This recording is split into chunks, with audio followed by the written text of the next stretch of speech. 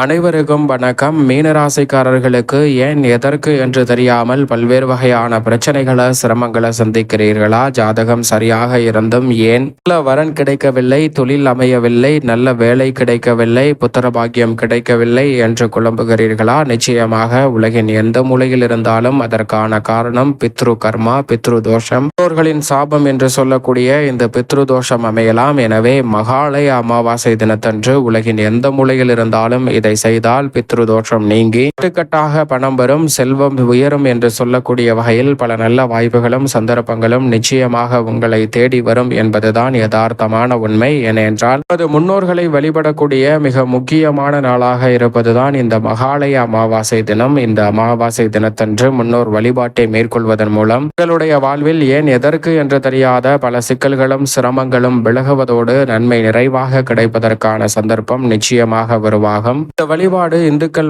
முறைப்படி மட்டும்தான் நடத்தப்படுகிறதா என்று கேட்டால் நிச்சயமாக இல்லை. இந்த உலகில் உள்ள அனைத்து மதத்திலும் அவரவர் முறைப்படி முன்னோர்களை வழிபாடு செய்கிறார்கள். குறிப்பாக கிறிஸ்துவ முறைப்படி கல்லறை திருநாள் என்று முன்னோர்களுக்காக ஒரு நாளை ஒதுக்கி அவர்களுக்காக விசேஷ பூஜைகளை மேற்கொள்வதோடு மட்டுமல்லாது தினத்தில் விரதம் இருந்து அவர்களுக்கு படையல் செய்வதோடு மட்டுமல்லாது பல விசேஷ பூஜைகளை மேற்கொள்வதோடு அன்றைய தினத்தில் அன்னதானம் உள்ளிட்ட பல நல்ல பூஜைகளையும் செய்கிறார்கள். இது போன்றுதான் உலகில் இருக்கக்கூடிய அனைவருமே அவர் பின்பற்றக்கூடிய முறையின் அடிப்படையில் அந்த முன்னோர்களை வழிபாடு செய்கிறார்கள். அதனால் நிறைந்த நன்மையை பெறுகிறார்கள். அப்படிப்பட்ட மிக முக்கியமான நாளாக தான் இந்த மகாலய அமாவாசை பார்க்கப்படுகிறது. அந்த நாளில் கிரக அமைப்பு எப்படி இருக்கிறது என்றால், சப்தமத்தில் சூரியனும் சந்திரனும் இணைந்திருக்கக்கூடிய வேளையில் சப்தமத்தில் உச்சம் பெற்றிருக்க வித்யாகரகரான புதன் நீட்ச அதிபதி உச்சம் பெற்றிருப்பது சிறப்பான அமைப்பாக பார்க்கப்படுகிறது. கேதுவுடன் சுக்கிரன் இணைந்து யோகத்தை வலுப்படுத்துகிறார். இதயத்தில் மிகவும் வலுவாக நிழல் கிரகமான ராகு வலம் வந்து கொண்டிருக்கிறார். ஜென்மத்தில் வக்ரம் பெற்றிருக்கிறார் சனி.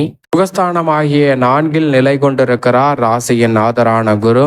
மங்களகாரகன் அஷ்டமத்தில் இருக்கிறார். இப்படி நவகிரக நிலைகளின் அமைப்பும் இந்த வேளையில் இருக்கக்கூடிய இந்த தருணத்துல உறுதியாகவே தென்புலத்தார் வழிபாடு என்று சொல்லக்கூடிய இந்த முன்னோர் வழிபாட்டை மேற்கொள்வதன் மூலம் நிறைந்த நன்மையும் முன்னேற்றமும் தங்களுடைய வாழ்வில் கிடைப்பதோடு பல சிக்கல்கள் சிரமங்கள் உறுதியாக விலகும். நிறைந்த நன்மை உங்களை தேடி நிச்சயமாக வரும். வருடத்தில் எத்தனை நாட்கள் கொண்டாட வேண்டும் என்றால் 96 நாட்கள் முன்னோர் வழிபாட்டை மேற்கொள்ள வேண்டும். அவ்வளவு நாள் முடியவில்லை என்றாலும் கூட சூரியனும் சந்திரனும் இணையக்கூடிய நாட்களில் மட்டுமாவது வழிபாடு மேற்கொள்ள வேண்டும்.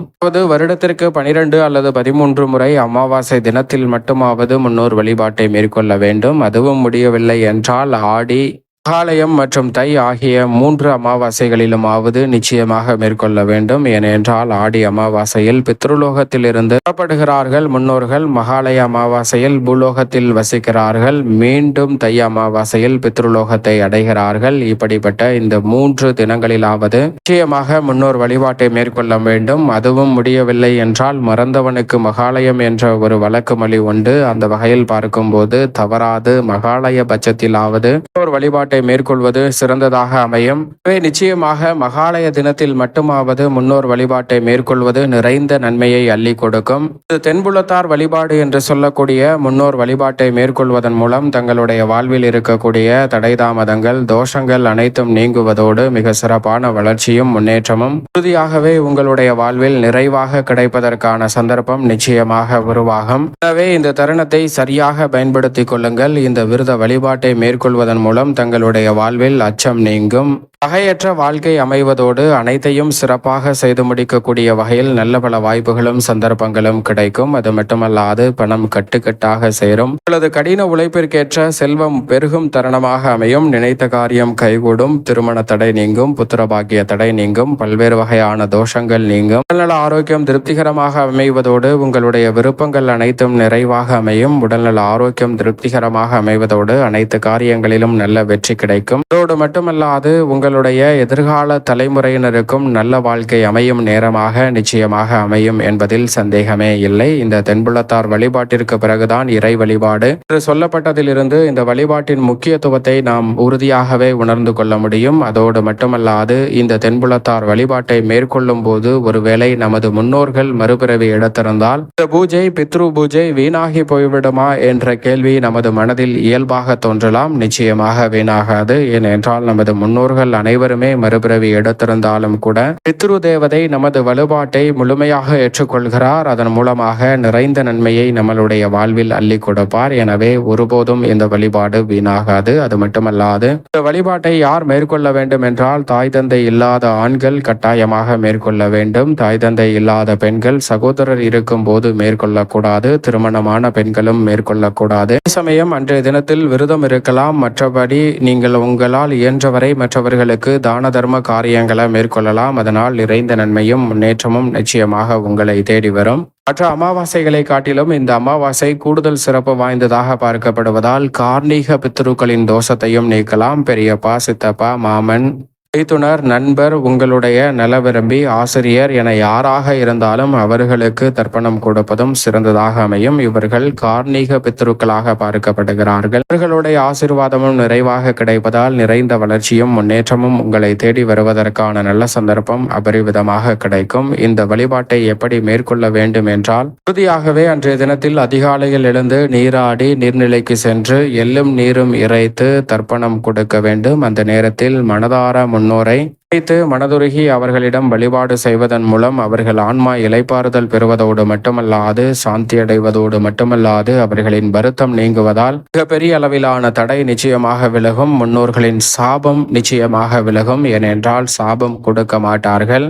அது முன்னோர்கள் எப்படி நமக்கு நம்மளை சபிப்பார்கள், நிச்சயமாக அவர்கள் வருத்தம் கொள்வார்கள். இப்படி செய்யவில்லை, அப்படி செய்யவில்லை என்று அந்த வருத்தமும் நீங்கி சிறப்பான வளர்ச்சி பெறுவதற்கான சந்தர்ப்பம் உறுதியாக கிடைக்கும். எனவே சரியாக பயன்படுத்திக் கொள்ளுங்கள். அன்றைய தினம் விரதம் இருக்க வேண்டும். விரதத்தை நிவர்த்தி செய்வதற்கு முன் தவறாமல் காகத்திற்கு உணவளிக்க வேண்டும். காகத்திற்கு உணவளிப்பது முக்கியமான ஒன்றாக பார்க்கப்படுகிறது. நமது முன்னோர்களாக பாவிக்கக்கூடிய காகத்திற்கு உணவளிப்பது மிக சிறந்த பலனை கொடுக்கும். இன்றைய தினத்தில் அன்னதானம் கொடுக்கலாம். அரிசி, பருப்பு போன்றவற்றை தானமாக கொடுக்கலாம். காய்கறியில் வாழைக்காய் உள்ளிட்டவற்றை தானமாக கொடுப்பது நல்லது. ஆடு, மாடு, வாயில்லா ஜீவன்களுக்கு உணவளிப்பதும் நல்லது.